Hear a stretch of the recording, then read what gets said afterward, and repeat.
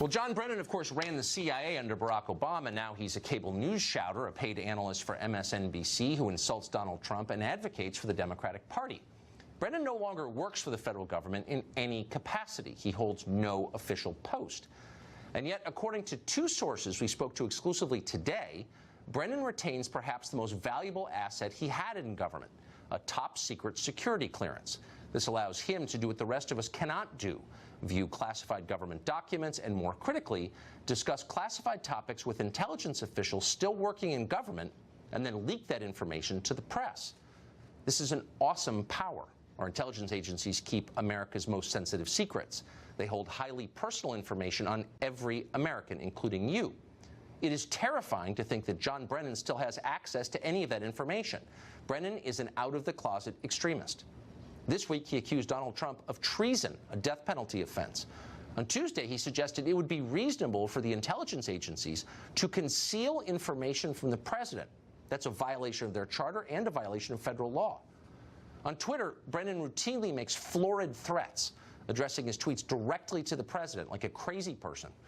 Earlier this year, for example, Brennan wrote this, quote, "When the full extent of your venality, moral turpitude, and political corruption becomes known, you will take your rightful place as a disgraced demagogue in the dustbin of history. America will triumph over you." You could almost hear his fingers smashing the keyboard. Not a stable man.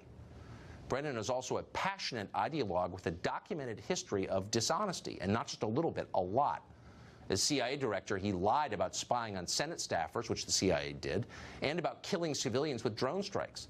He lied about the Steele dossier, famously.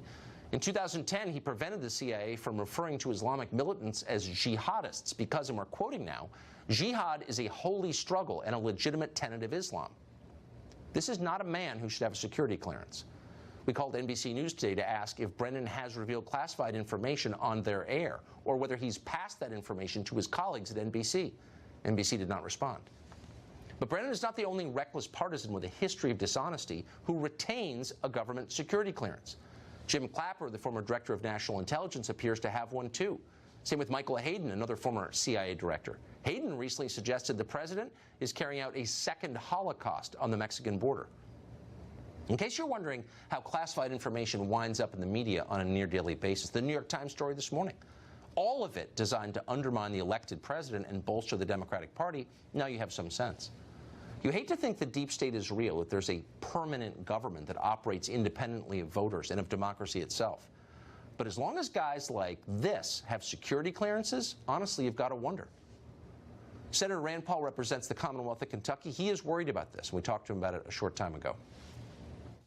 Senator, thanks for joining us. Sure. John Brennan is an irresponsible partisan combatant who works for a cable news channel and has threatened the president on Twitter. Why in the world would he have a top-secret federal security clearance? Now, this is alarming. And if John Brennan still has top-secret clearance, can he research Donald Trump? Can he research his family? Can he type my name into computer search engines? Can he look at all of my information? It's alarming. If he has top-secret clearance, as unhinged as he is now, calling the president treasonous, saying basically that he's for, the death penalty for the president. Yeah, it's alarming. If he has security clearance, it's absolutely alarming. So we've spoken to knowledgeable sources on this question who say he does. We tried to confirm that with the CIA. They refused to comment on it. We asked NBC, his employer. They refused to comment on it. We believe it to be true. What would prevent him from speaking to current employees of the CIA or other intelligence agencies and getting information, secret information from them that could be leaked to the press or used against his political opponents? Right. Well, John Brennan has a history of leaking information already, not only for political reasons, but a few years ago he linked that there was an inside informant in Yemen while that person was still on the inside in Yemen. He put that person's life at risk. They all backpedaled, and they had to rescue someone out of Yemen who was at the heart of an al-Qaeda, project trying to discover what al-Qaeda's plans were in Yemen, but John Brennan leaked their name. So he's got a history of having a problem with leaking. Head of the CIA, who in their right mind would want to let him have the power still to search through everybody's records? But he's a private citizen who works for a cable news station. Can I get a top secret security clearance and find out government secrets and use them in the course of my job? I mean, what is this? No, I think it's completely crazy, and I think the idea that he could be passing secrets to the media, yeah, that's alarming. And then, well, what can be done?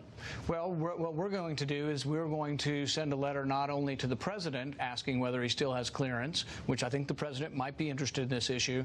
I'm sending the letter also to Sessions and also to Dan Coats, who's over all of the intelligence. So we are going to press the case, and we're going to find out, does John Brennan still have clearance, and really should a person who has called the president treasonous have top secret clearance? Or threatened him. But it's not just Brennan. It is potentially, and we believe it is also Clapper, Susan Rice, people who are active participants in current partisan warfare. Right. Shouldn't there be some mechanism to prevent people who are engaged in partisan warfare from having top secret And clearances? this is something I've advocated for years, and that's to have oversight of the intelligence community by having judges grant warrants. So they would have to go to a judge to have permission to look at a database.